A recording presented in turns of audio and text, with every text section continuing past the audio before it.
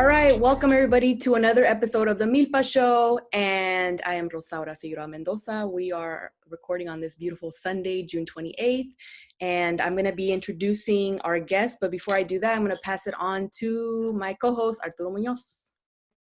So welcome everybody again. This is recorded on, I think, June 28th on Sunday. So y'all be hearing about what happened just earlier this Tuesday. On Tuesday, we have our city council meeting. We have some reflections that we want to share about that. And there's more things that, y'all could possibly do to be involved. And so I'm going to be passing it down to Rosara to do the intros real quick, and I'll go back to the gifts and badges. All right, so we have Bobbie Joe Garcia, who's a Hartnell College alumni, currently majoring in politics and community studies at UC Santa Cruz and the MILPA Youth Justice Intern, so welcome. We have Alexis Magdaleno, a UC Berkeley alumni and has been at MILPA for 3 years and is now the Prop 47 lead, which entails helping people with record reduction and dismissal. Gracias, Alexis, for your time today.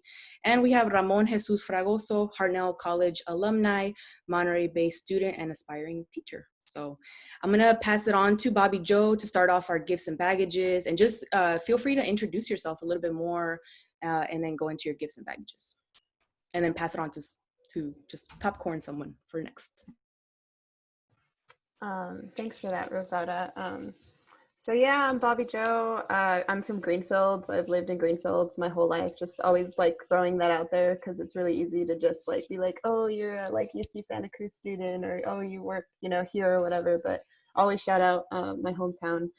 And I mean, baggages for me, like right now, I just procrastinated on like some stuff I had to do, some other responsibilities. So just knowing that like after this call, I'm gonna have to go do that. But like that's a really chill baggage compared to what, is going on in the world right now. So I'm grateful for that. That's a gift that's like kind of my only baggage at the moment. But other gifts, yesterday I had a really good like friendship Zoom call because, that's how we get together nowadays. It was actually Ramon's birthday this last week. So we all got together, and I'm just saying happy birthday to Ramon again.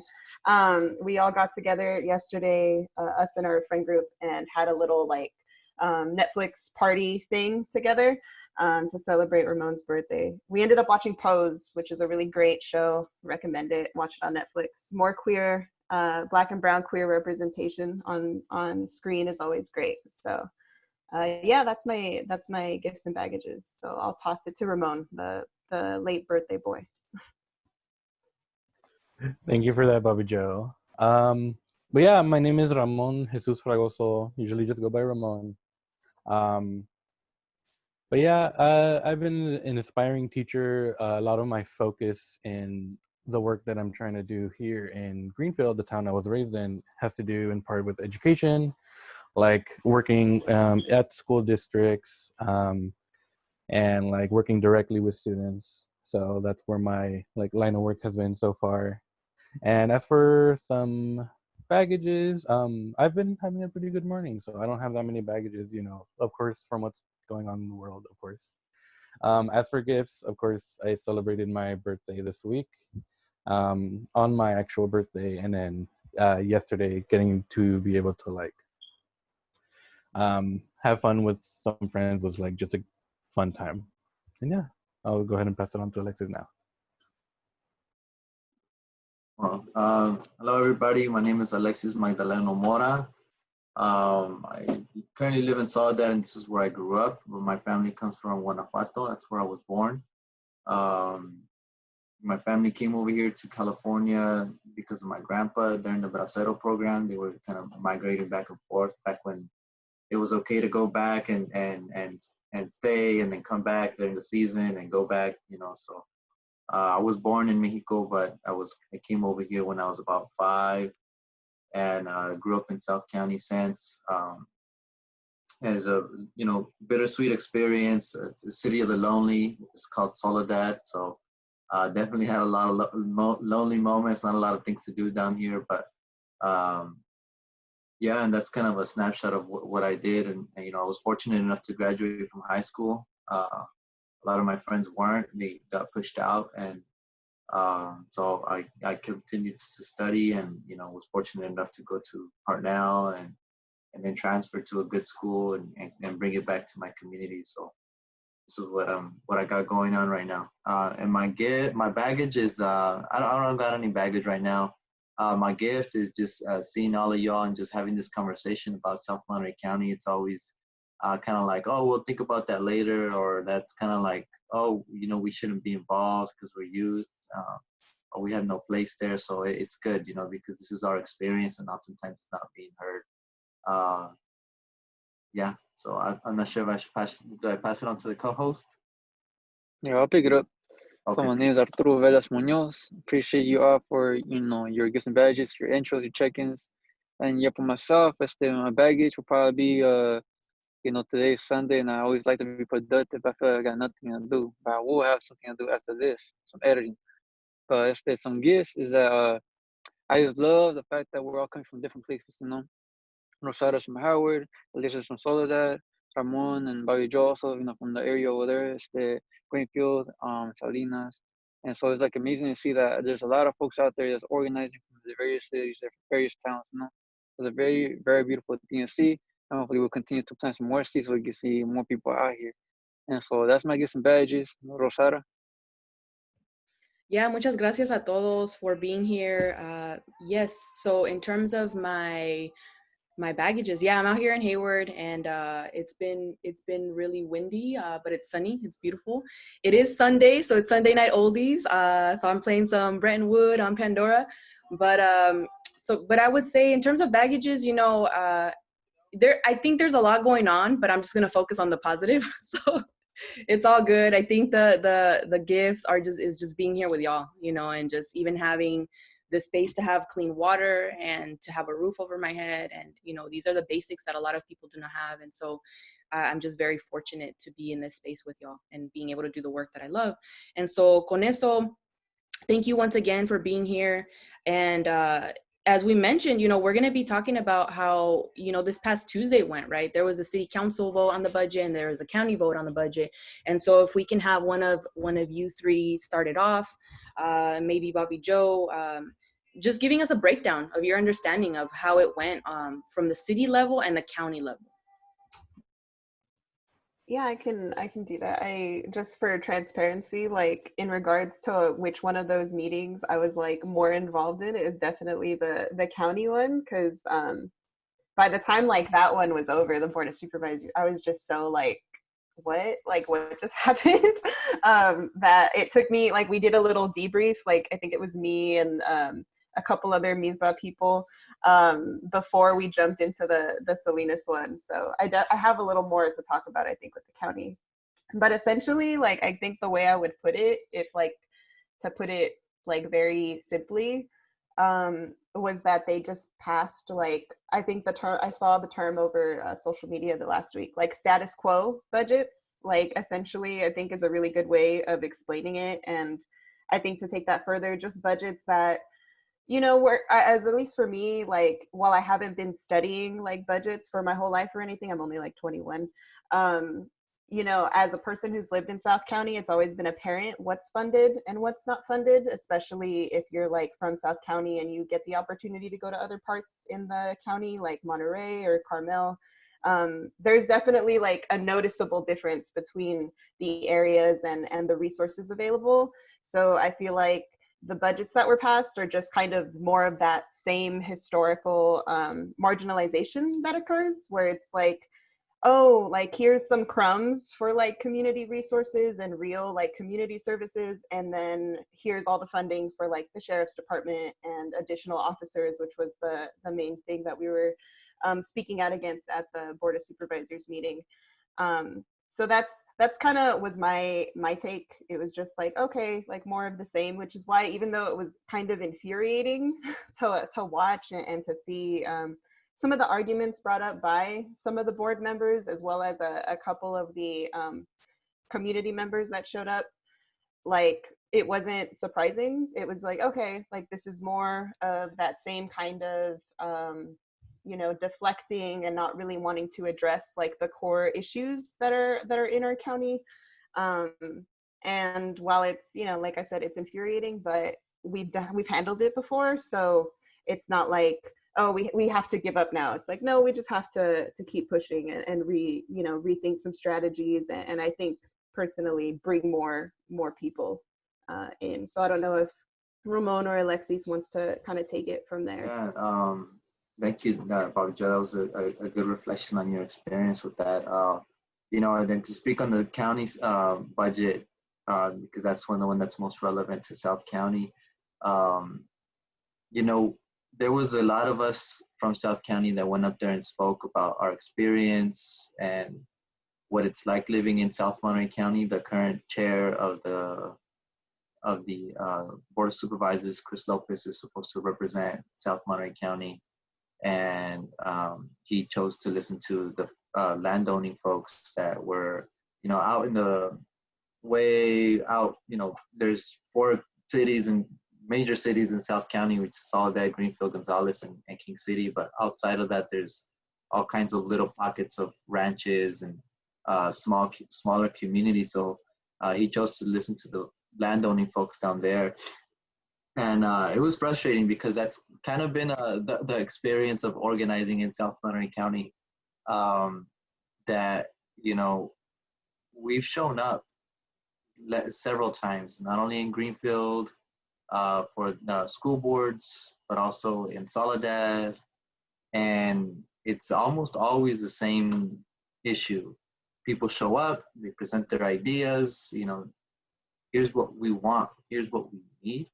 And it's always like, I hear you, but we're just going to do what we're comfortable with, and we're not really going to change anything. So I appreciate your input, but, not that much. And that's always been my experience from high school. I remember being incredibly frustrated because we had a high school policy that said, white t-shirts were gang related. And I would always wear white t-shirts, and because I was poor, and you get a 6-pack for like $15 and that lasts me the whole year. But instead we just all wear black instead because it's the same thing, and so, I brought that up, and it's a simple issue like that where, our young people are it's just an unfair thing. And it's like, oh, well, yeah, I hear you, but no, we're going to keep it like that. And it's always been the same thing. And, all throughout South Monterey County, you'll see budgets that reflect kind of like the status quo. In Greenfield, the high school district invests a lot of money into security. In Soledad, we continue to have an SRO despite, hey, there's a clear lack of mental health services. And it's like, youth are going through it, especially now. And it's like, yeah, but we still need an SRO. So we'll be all right with that, so incredibly frustrating. And it's not something that we haven't experienced before. It reminds me of like the thoughts and prayers like that gets done like on social media by politicians whenever big things happen, but they don't want to like address them. It's like, oh, like we see you, we hear you, but that's it. Like there's no like further action beyond the seeing and the hearing. It's funny. Yeah, and even the resolution that was passed for the murder of Mr. George Floyd, it's like, okay, you're passing this resolution saying that the 4 officers that were involved need to be convicted and tried to the fullest extent of the law. But then what happens with other killings that have happened in Monterey County, like in Salinas with Brenda Mendoza? But I'll pass it to Ramon. And I know you got down with the memes. I saw those memes. And so we can get your reflection. Yeah, so I put a lot of my energy, a lot of my frustration, a lot of my annoyance from that meeting to making memes. I specifically about some of the comments that Chris Lopez and Luis Alejo made. Chris Lopez being the representative of South Monterey County specifically. And I even I went back and rewatched it and listened to his comments. So I know one of his comments was, quoting here, "We need support from the beginning, from the grassroots." And that specifically annoyed me because a lot of the organizations that have done work in South County have been here and have been doing work and have been working with the community and have like put forth that energy to drive some change here. And it's annoying because when we see what happened at this past meeting, is seeing many individuals come forward and speak against this budget and the how much money is being put into policing. And it's disappointing because you have all these people come out and show their support, but they decide to ignore it just because we didn't show support early enough, as they said. Like one of Chris Lopez's another of his quotes was to show up for us, show up for my communities that are asking for help, and we are. So that immediately just frustrates me with that part. Yeah. It was like, I am like your community. Like, I know I kind of felt that. I don't know how you felt about that, Ramon, but like, I know he, like his comments at the end made it seem like the only people who spoke up for South County were like the landowning people. And it felt as almost he like ignored all of these like beautiful comments from a bunch of people who identified as being from South County, being his constituency. So I felt like almost like, okay, like, so I don't count because I haven't been here like every Board of Supervisor meeting. Like, did you know that there's a pandemic? Like, Right. Did you know that there's, people who have to work? Like, do you know how inaccessible Board of Supervisors meetings like already are, even when it wasn't pandemic time? Like, like I know for me, like knowing that they're in Salinas, like everything is in Salinas. And even like the projects that I think Chris Lopez was kind of feeling like, why isn't anyone thanking us for the good stuff we did on the budgets? Like even those projects aren't fully, like they're not based in South County. They're like funded they're going to be in Salinas, like the behavioral health center and the homeless shelter. So it was kind of like, it's not that those things are bad and they shouldn't be built there, but my question is always like, well, what are you doing for for us down here? Like, do you expect me to jump on a bus ride that takes an hour and 30 minutes to 2 hours to get all the way to Salinas? Like, who do you think has time to do that? Because it's not, the people that I know from South County. I'm lucky enough to have a vehicle, but there's plenty of people who aren't, and public transportation down here is just a mess. And even now, like with internet access, how do people access a Board of Supervisors meeting if they don't have Wi-Fi? Like we already have students, and I think they even brought in like a mobile, like a Wi-Fi truck down here toward the end of the semester to help students complete their schoolwork, because not enough people here have Wi-Fi to be able to do remote instruction. So even like knowing that, how are you saying to your constituents like, oh, you need to just show up earlier in the process? Like there's so many other obstacles in the way. It's just very maddening, at least for me. And sometimes we do show up too, right? But our items are left at the last of the whole agenda. So like we stay there, right? And we get there and we're like, oh, we're gonna give the public comment, do what we gotta do, and then go back to our families, go back to our responsibilities or whatever. But they make us stay until 12 a.m. sometimes. Or like there's like this last meeting that we had at the city council. No, was it this? Yeah, in San Jose, it went up to like 11 p.m. right? And then they recovered the item that we wanted to cover. I think the item was they wanted to defund the oh man, what's it called? Anyways, there's something that was on the agenda that we were waiting for, right? Me and my partner, and never came. They actually postponed it to the next week because it was already too late. So it's like things like that happens. I remember months ago when COVID-19 just happened, like we had the rent freeze and we're trying to advocate for that, right? Don't charge us rent. Well, many of us ain't not working, and so we tried to advocate for that. That was like the last item on the agenda. Everybody from like Estediba, other communities, ourselves, we're all there. We give our public comment, and still they were like, "Now we'll bail out the businesses, but the families got to pay rent. Nah, we really can't do nothing for y'all." So like again, who's really prioritized and who's out there really who's representing us, right? Even though they might look like us, they really don't stand for us sometimes, So we gotta definitely kind of like analyze who's there and analyze, instead like what are their values and stuff like that. And once we come to know them a little more, then we could actually be able to elect people that are more likely to be on that side. What are y'all thoughts and what are y'all's experiences with that? Like, do y'all feel like oftentimes we are not prioritized, or what do y'all think? In my experience, my position is paid through money that was reinvested from sending people to prison. Money that was once used to incarcerate folks for being in addiction or being in poverty, that those charges were switched from felony to misdemeanor at the state level. And so the state was saving so much money because people weren't doing a year plus for, stealing something from the laundromat or possession of cocaine, right? And so all that money that was being saved, those $60,000 that it cost or more to incarcerate an individual at the state level, was reinvested back into communities. And South Monterey County was one of the places that benefited from that. And with that, it's only a $2 million grant. And with that, we were able to do so much. There were 6 organizations that were funded: mental health, job placement, substance abuse treatment. There's a substance abuse treatment in King City, out of all places in the world.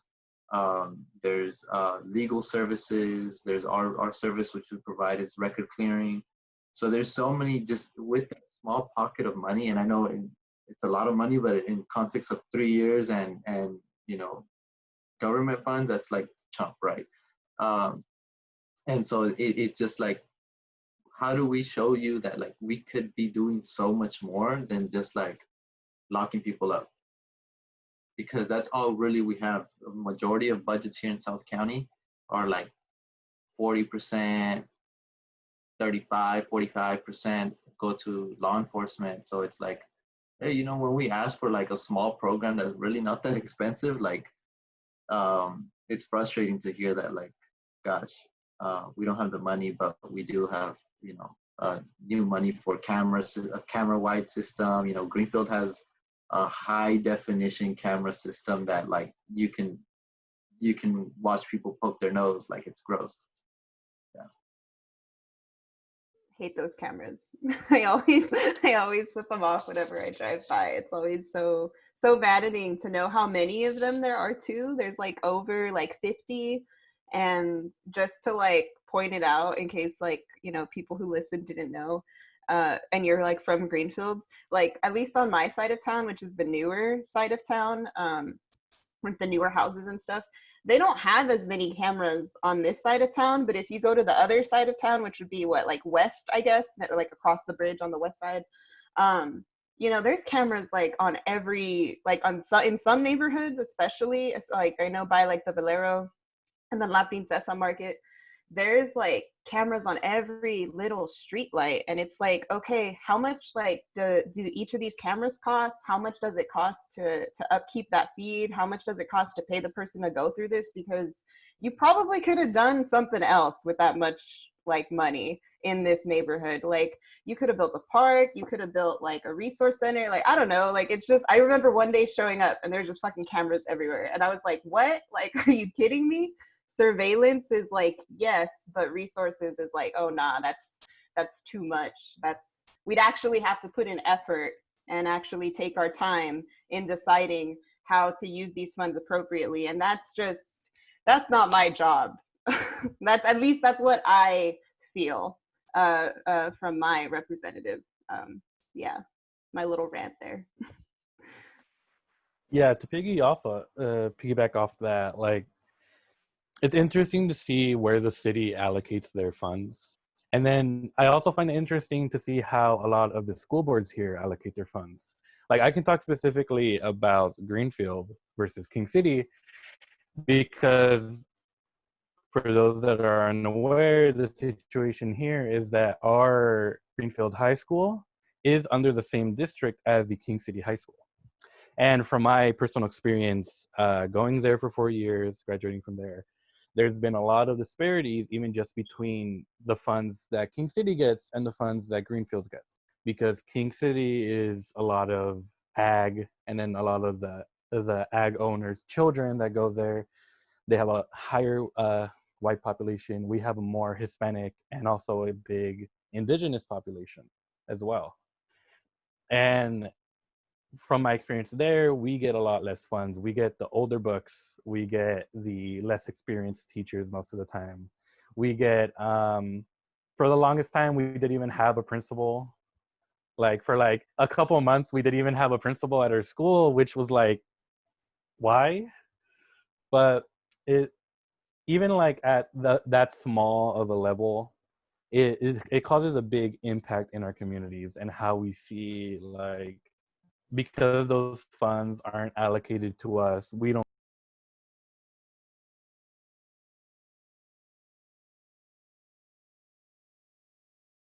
Yeah, so thank y'all for sharing all of that. And it could be definitely frustrating. I could tell you that here in Hayward, you know, there was no grassroots organizing necessarily up until like 4 years ago. Like, you know, maybe there had been marches or protests beforehand, but like sustained grassroots organizing wasn't really here.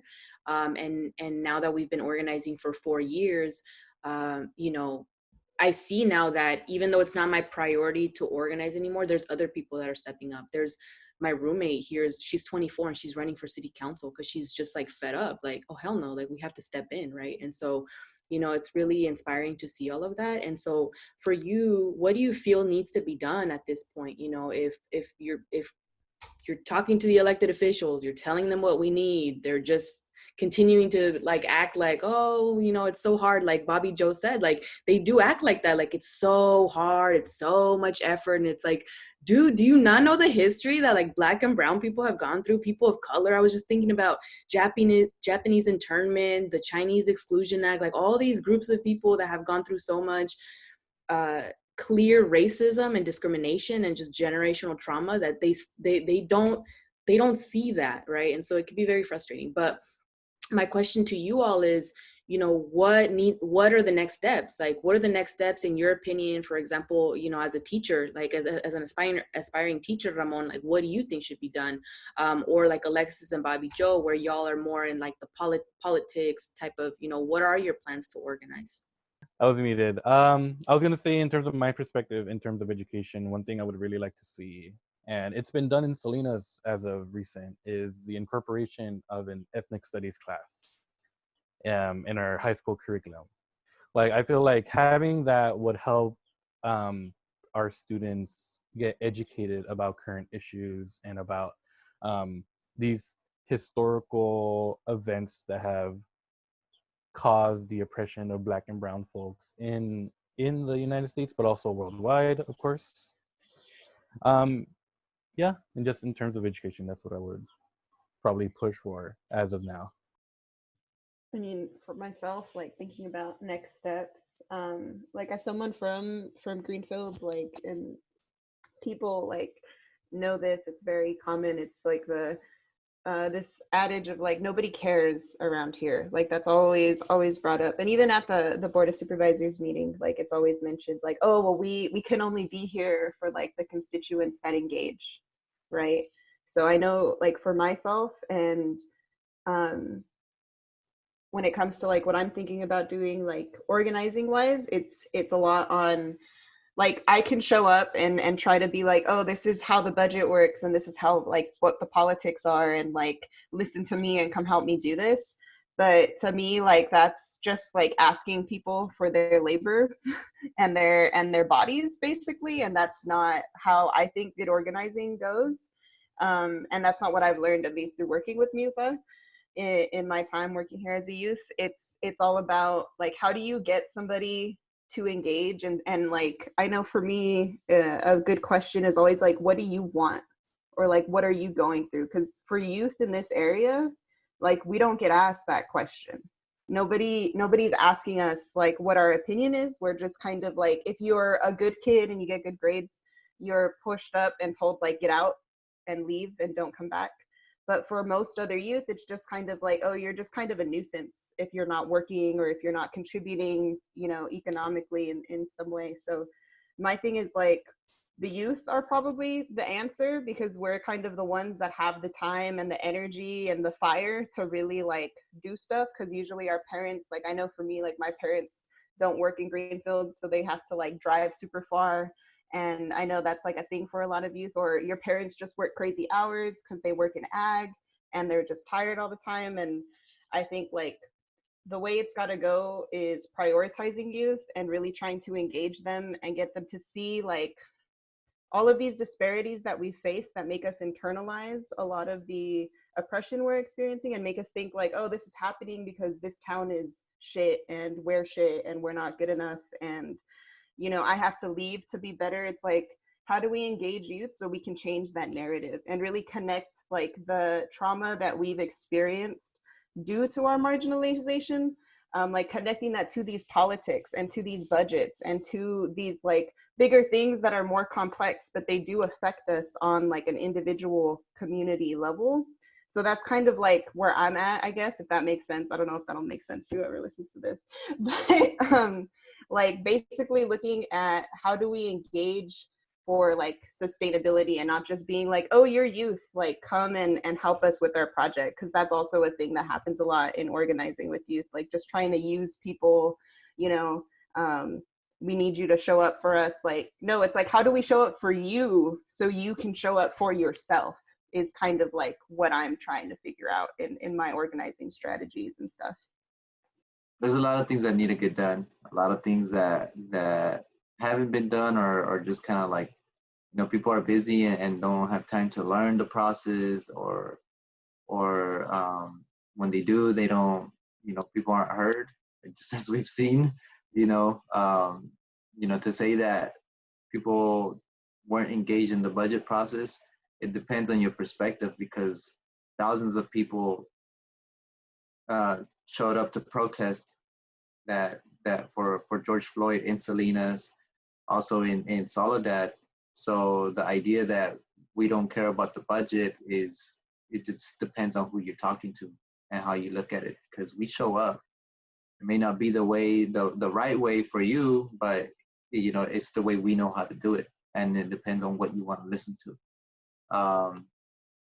But you know, I serve as as the chair of the Measure Y committee of 50-cent tax on the city of Soledad, that's supposed to fund police, fire, parks, and other random projects they have going on. About 50% of it goes to law enforcement to fund like 3 positions. And then on top of that, they always ask for cool gadgets that they need. So they ask for drones, they ask for cameras, they ask for ballistic shields, ballistic vests, and all kinds of just like really like way out there stuff, thermal cameras. And, you know, there are some funding that goes to park, but it's mainly for maintenance. And so this year, after COVID, we said, I thought it would be important to bring it back and relook at this budget because we kind of passed the status quo budget. We didn't have a lot of options. And, you know, it was just like, well, these are the recommendations. And so you guys just kind of go with it. So I was able to bring it back. Well, we were able to bring it back. And I proposed that we pass a rental assistance program for the city of Soledad. But that would have never happened had, you know, young people, people that were connected to what's really going on in the community, because otherwise it would have been, you know, oh, well, we need police. Oh, well, we need fire. So let's just give them all the money. But the reality is that public safety is a lot more than just law enforcement. It's, you know, making sure that those people who need that social safety net don't have to resort to things that may not be the healthiest and have options in the community and not have to go all the way to Salinas or all the way to San Jose for a school, a special program for folks, you know. And you know, looking forward, you know, there's a lot of things that need to be done here in South County. A lot of our elected officials are old. And that's not to say that they can't be in touch, but you know, they're kind of disconnected. Some of the school boards are, you know, the last time they've been in high school was 20, 30 years ago. And, you know, how do you understand the experience of high school, of middle school students when, you know, it's been a while for you and times have changed. Youth demands are a lot different than they were before. And so it's frustrating, you know, especially, you know, looking at the representation in Greenfield, it's not always, you know, reflective of the community that they serve. And it's frustrating because when you bring your voice there, it's not always acknowledges that the full experience, because they're listening to other folks that may be well better off. And so I guess the point I'm trying to make is like, there's opportunities to be engaged. There's opportunities to, you know, to learn about the process and be engaged. And also there's opportunities to run for some of these positions, because, you know, serving on a school board as a youth, you know, it's big. So I'll say that, you know, because yeah. Cool, gracias. And I think I know we're talking about like being involved, having youth involved, and just being advocates for our own communities. And I would like to kind of like pick your minds of like, what does that look like, or how can people start being involved? Because I know there's a lot of folks that again are voicing the same issues, right, but don't know how to like really voice it to the right people, right? The people that would actually do something about them. And so like like myself, I mean, like I've been to city council meetings, but I never made a public comment. Like I'm not familiar with that yet. So like for other folks that would like to participate but yet know how, like what would be some tips for them to be able to maneuver through that kind of system? Because that's a whole system. That's not just like going to one event or going to city and council meeting. That's a whole system, and like with a lot of things in the background, right? So like, how could someone be familiar with that, or how could someone approach it and begin to learn that kind of process of like giving public comments, you know, being in tune with like what's going on with the city council, and then with like, you know, the representatives and so on. Well, I think my biggest suggestion / like word of advice is that like it's gonna take a while, you know. We can't just show up to one school board meeting or one city council meeting and expect that, you know, we get what we want. It's gonna be a while, you know. Though sometimes you gotta get new people in. Sometimes it takes a while to drive that message in. Sometimes you gotta wait on data. So it's a process. It's a process. Sometimes you gotta wait for funds to clear up, and you know, people change, and most importantly, you gotta count to 3. You know, these school boards and city councils, they're on a voting system. So if you can convince 3 people to kind of get what you want, then you know you can get there. But even then, there's certain time frames where you can do things and certain time frames where you can't. So their priorities change during the times. And you know, just this past month, or just by the end of this month, you know, they're gonna be, most city governments and school board are gonna be passing their budgets. So if, like, you know, they say if you weren't involved before, like it's kind of hard to go advocate for the things that you want in July and in August because they already passed it. But right now we're in a weird moment where a lot of places a lot of governments are going to be revisiting their budgets because they don't know what kind of impact COVID is going to have on the funds. And so there's going to be a lot of cuts, and there's going to be a need for people to express what they really need and what they absolutely don't. And this is an opportunity for them to really start offering the critical services that are needed and not so much the status quo. That's what I think would be really important. I agree with what Alexis says. I think just paying attention to budgets, like even if you don't fully understand them, like that's always a good place to start. I just saw like a tweet today that was like, if you want to get radicalized, read a city budget. And that's kind of true, because like I had no idea like the amount of money that's allocated where until I was working at MILPA, and we had a whole like little session on like how to use the county website in order to read the budget, because even that in and of itself is very complicated. But even going off of that, like it is complicated, and that's the shitty part, I think, especially when you want to get involved, because it's this understanding like, well, this kind of feels like I'm just running around in circles for like nothing. You know, to have like a representative tell you like, oh, well, you weren't involved early enough, sorry. And then you're kind of sitting there like, well, nobody taught me how to do this. Like nobody ever taught me how a city government works. Like even in high school, you take a government class, you learn about the federal government, and even then you learn about it in a very like paint by numbers kind of way, not like to the full extent of its complexity. So it's a hard question. Like, you know, what tips do you have? Because it can be like very discouraging and very overwhelming to like even just try to figure out like what area you should take. But I know for me, like a good tip I always recommend, and it's worked for a lot of my life, is find other people who, even if they don't know fully like what's happening, like they also care about trying. Like find that buddy who will go with you to the city council meeting. Like I know for a while that's been like Ramon for me. Like, hey, I have to go to this thing.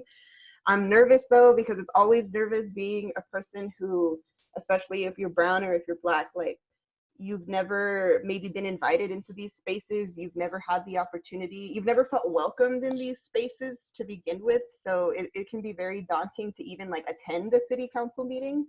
So I always recommend like taking a buddy, taking other people in your life who, even if they're just semi-interested, like you're not just by yourself, which I think makes it like really easy to just dip out when things get hard, because obviously it's just you. And that's the importance of like collectives, you know what I mean? Like the importance of building community with people, even if it's not like other organizers, because maybe you don't know any, just like your friends that listen to you, or you know, your tia who doesn't think that you're crazy when you say defund the police or whatever. Like just finding those people that are like-minded, because sometimes that's all you can do at the moment. And I think like I'm always trying to give people like accessible options, because I do get how it's hard to get involved, to just jump into a Board of Supervisors meeting, as Arturo mentioned, like to give a public comment like that. Even if you know, think you're good at public speaking, to speak to all of these like representatives who have all this power as a person who feels powerless, like that's not easy.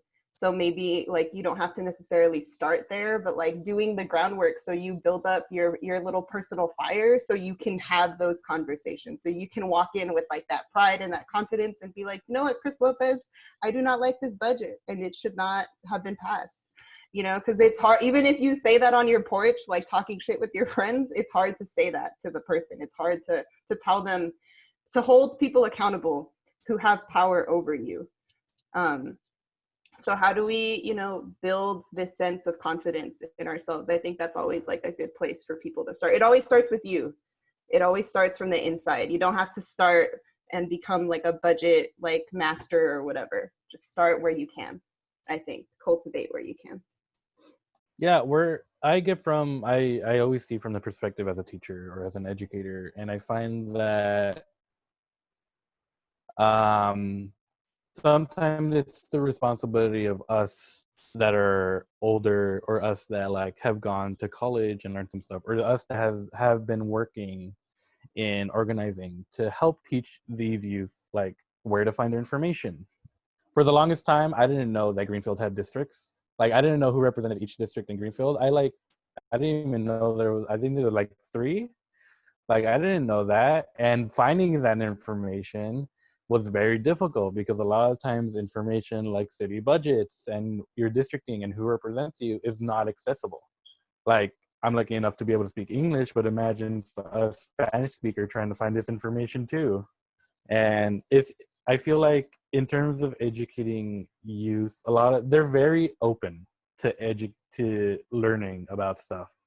Just recently, I was in a car ride with my younger sister, and we talked a bit about some of the tactics police use to cause unrest. Specifically, now that's relevant, is the police have actually been caught, I believe this was in Chicago, where they've been caught using fireworks to cause unrest in certain areas, just to like have people call in for noise complaints, to cause issues, you know, make themselves useful, frankly. And she didn't know about that, and she learned something new. She was very receptive, which I find that a lot of youth are, in terms of like finding new options, like not staying with the status quo, and like finding ways to improve your own community. I can talk specifically too about Greenfield, where our mayor made certain comments earlier this June on Facebook, and it was interesting to see that a lot of the youth that came from Greenfield transitioned their way into college or transitioned their way into the workforce. Like a lot of like 20-year-old, 22-year-olds in that area, they all like banded together to speak against the mayor and his comments, which I found very interesting to see and very like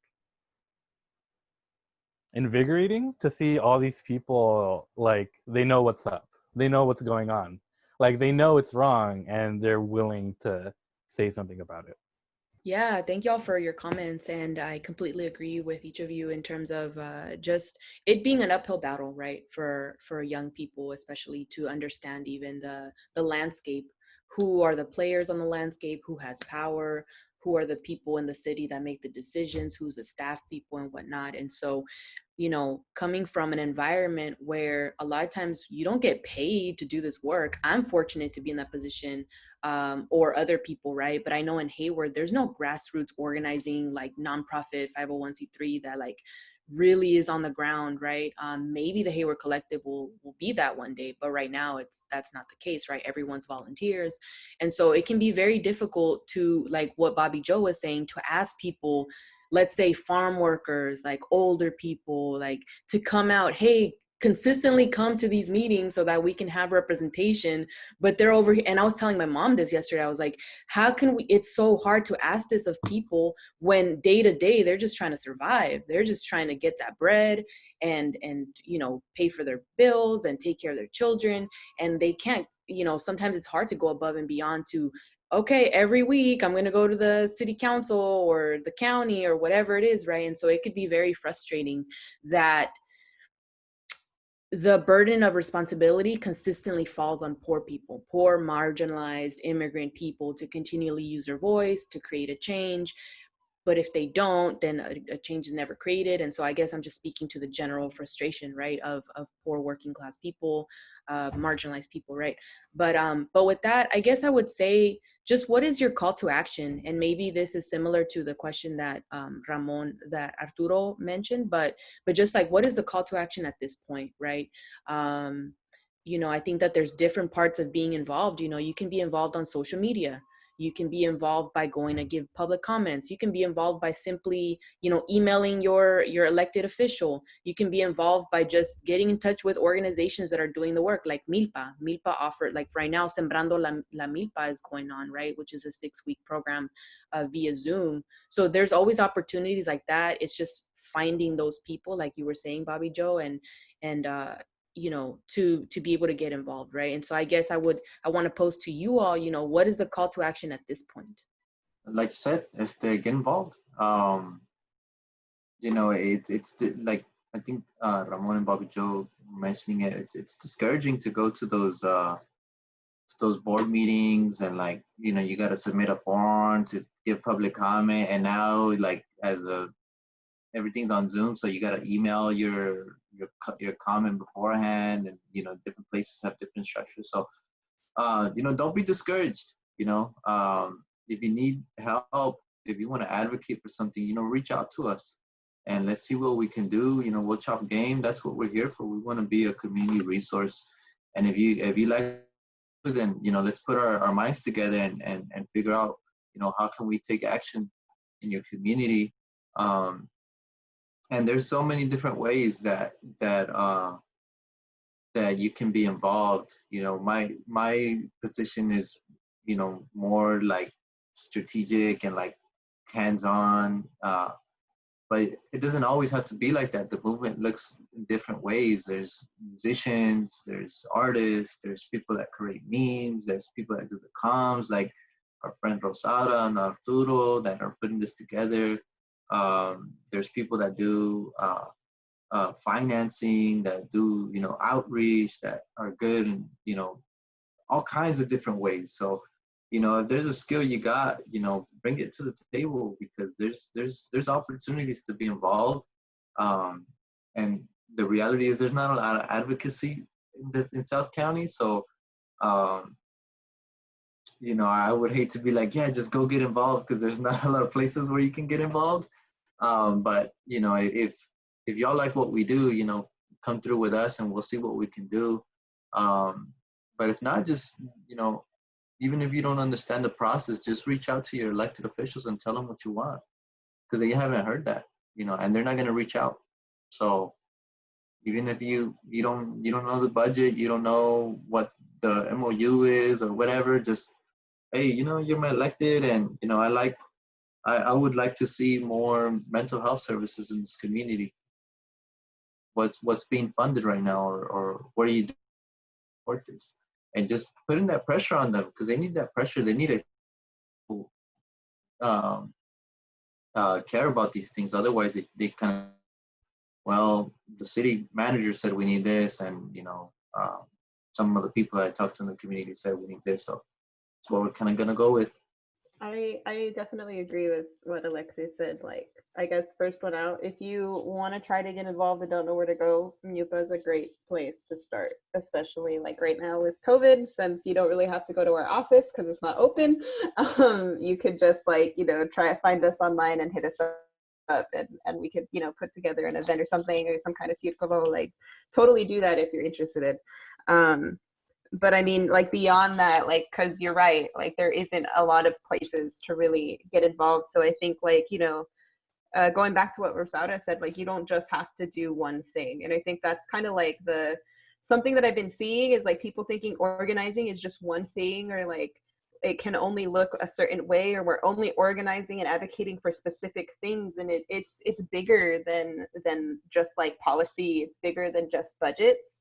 It's about really like, how do we transform like our current conditions, the conditions of poor working class people, the conditions of poor people who aren't working class, like how do we transform the whole thing? And that can be done through art, like even if it's not art to be submitted to any like gallery, like just having it for like you posting it on your own social media, sharing it among your friends, making music, if you write poetry, hell, even like just reading and researching about like different theories, if that's more your thing. I'm weird, I like doing that kind of stuff. So even though that's more like your own like personal and professional development, like that's still work that needs to be done, because there's plenty of organizers who don't read enough, like we know this. But like that's a needed place. And so is like cooking for people, so is like care work, like child care, and taking care of old folks. Like that's a big thing that's always left out. Like there's so many different areas, and I guess my best piece of advice is just like, what are you the most passionate about and what do you care about, and then starting there. Because usually the best like experiences you're going to have in any sort of organizing setting are when you're actually passionate about it and not just being told by other people why you should care or why you should be involved. It's like, no, I want to show up because I care about this thing. But yeah, anyway. So yeah, MILPA, show up at MILPA, at any other places you can, and just even if it's on like only an individual or small local personal level, like make art, write about it, email your representatives, they work for you. So like I always hear people say like, I don't want to sound dumb, and it's like, what do you mean sound dumb? Like that's your person. Like, like even if you don't know everything, like they work for you. You can send Chris Lopez a nasty email if you want, or send him a really nice one where you did all the research, or whatever. But at the end of the day, like just send it. Just let them know that you're listening and that you're looking. And even though historically this area has been neglected because it's they like to use the excuse that nobody cares and nobody's paying attention, like let them know that you're paying attention, even if it's just an email. I think, yeah, like there's more than just showing up in a big protest or showing up to give public comment. Like there's so much more to organizing. Don't let yourself be discouraged because maybe those aren't the places that you necessarily are the most passionate about. My call to action would be to, especially now in our times where a lot of our stuff, like a way that we communicate is now through online, since we can't do so in person, is to try and find these groups of people, maybe like-minded or maybe that aren't like-minded as you, so you can be aware of what's going on in your community. One big resource that is available to a lot of people is Facebook. That's how I've been able to get into groups with people that feel the same way about the community and want to help improve the community. That's also how I've been able to communicate with certain like council members without the need to go through a public comment or go through the email process. A lot of times they're pretty receptive if you just comment under their posts or if you decide to just message them through Facebook. I found Facebook to be a pretty big resource and pretty helpful in terms of organizing and just having that access to other community members. And I also want to, I know we didn't get to speak on the Salinas City Council meeting that happened this past week, but I do want to note just a little shout out to a person by the name of Anthony Rocha. He's this young person in Salinas who is part of the school, one of the school boards there, and he currently posted about running for a city council seat, specifically for Villegas' seat. From what I've heard from him and from what I've heard him speak, his palabra seems to be strong, and he seems to be really focused on improving the community. Yeah, and that's a young person that you know, their frustration came from, you know, not getting the things that they wanted from their high school when they were in high school. And it was like, well, what the hell do I do? And you know, they decided to like just run for it. And he got it. He got into the school board, and you know, it's a game. You know, you learn it, and then you kind of master it, and you get good at it. And then, you know, it's like any challenge. You know, we all go to school, and we all kind of master learning to write a paper, master taking tests. So it's the same concept. It's a job. So it's just a little bit more pressure, but se puede, you know, se puede.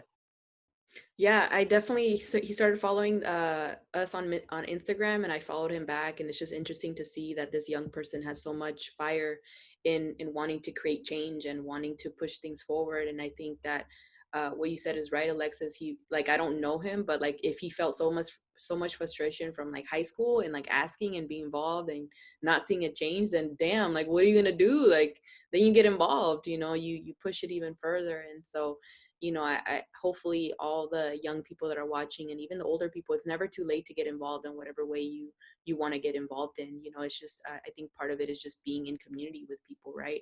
And actually, even going back to what you said, Bobbie Joe, it starts with you. Like, what are the needs that you have, right? Sometimes it's as simple as I need a sleep comfortably. I need nutritious food. I need clean water, right? I need a space to talk about mental health, right? And then from there, being able to move out. Once you're okay, once your cup is full, cool, then you can move on to making sure that your family's okay, with that your community's okay. And so I definitely appreciate this plática and being able to just chop it up with y'all, right? Because I think that this is a lifelong process, right? A lifelong commitment that you eventually make with yourself of like, okay, like it doesn't take just a week, a year, 5 years, you know, it's like a lifelong process of creating change in your community. And that what's beautiful is that then you inspire other people to want to get involved in their own way, right? And so with that, I'll pass it on to Arturo if there's any like final question, any final thoughts. My last call to action would be to subscribe, share the episode, make sure that you share it with other people that would benefit from this. Pero overall, I think, again, like kind of what Rosado says, it takes patience. It takes a lot of years, a lot of time to see your own foods grow and be harvested, you know. So always be patient. For myself, I know I mentioned sometimes in my baggage that it's a long time, but it's worth it, you know. You look back at it when you know, later on, and be like, damn, I was part of that, you know, and you feel good about it, you know. And throughout the way, you also plant the seeds too for others to follow and house themselves. So continue doing what you're doing out there, you know. Whoever's tuning in, you're all tuning into this episode because you have the heart already. So make sure that y'all continue following that passion that you have within.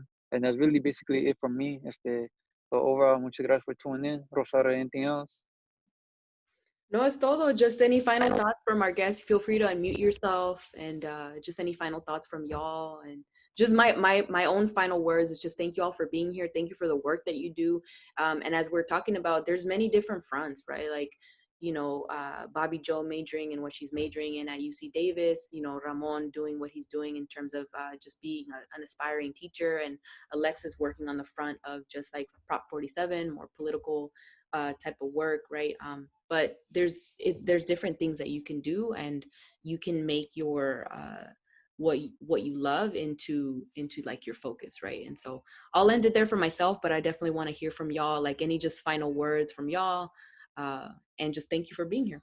I guess real quick, it's UC Santa Cruz, but the second thing I want to say is you know, I guess like as a young person, especially right now with the pandemic, with the Black Lives Matter movement and the reaction to it, with climate change, like with all the problems we're facing, it's super easy to just get mad and to just get depressed. Like I totally, that's me all the time. But it's remembering like that energy, like that, you know, because it takes energy to be mad, it takes energy to be upset. We don't just have to spend it sitting in our rooms being, you know, mad and upset at the world and just, you know, feeding into like negative behaviors that we have to try to cope with the fact that we've been put in a really shitty situation. We can do something about it, basically. Like we can use that energy and that pain, and just like our ancestors have been for the past, you know, hundreds of years, like we can do something productive with it and actually make real change and not just, you know, accept the scraps that we're given by our leaders quotation marks. So get angry and stay angry, but just do something with it. Don't just let it fester in yourself, because that shit's just going to kill you at the end of the day. So how do we use it to kill these systems and to bring down this oppression that just weighs over us and our people? And that's kind of it at the end of the day. Yeah, for me, I'm a very angry person, which is why I'm in organizing. So that's my advice. Yeah, palabra. Yeah, I would just add to that. You know, it's especially a lot of young people were told like, hey, you know, go to school, and like kind of like low key, like don't come back, or high key, don't come back, and like at a certain point, I didn't want to come back to Soledad, to South County, because it was like, man, there's nothing out here. There's no good jobs. You know, there's no services down here. Housing is super expensive. Why would I want to be here? You know, I could live in the Bay Area for like almost the same price or a little bit more, and like have a cool job. And you know, so if you leave, come back, because they need you here. We need you here, and we know we don't got the stuff that's out in the Bay or in LA. But we can make those pathways. But if nobody says nothing, nobody's here, you know, and we're kind of on our own, you know, so come back. For me, just some final thoughts. Be open, be receptive to change. If you want to help your community, be willing to put in the time and the effort in to do so. And also take time for yourself. Like take time for your own mental health. If you're not able to take care of yourself, how can you expect to help and take care of your community? So just be mindful, take care of your mental health. I know a lot of the times your mental health suffers because you may want to keep up with current events. You keep up with the news, and by doing so, you get tired, you get angry. But just take time for yourself. Of course, don't ignore it completely, but just do take the time to take care for yourself. Orale pues, well, this wraps up another episode of the MILPA Show, and thank y'all for being here with us, and have a beautiful Sunday. Thank y'all. Peace.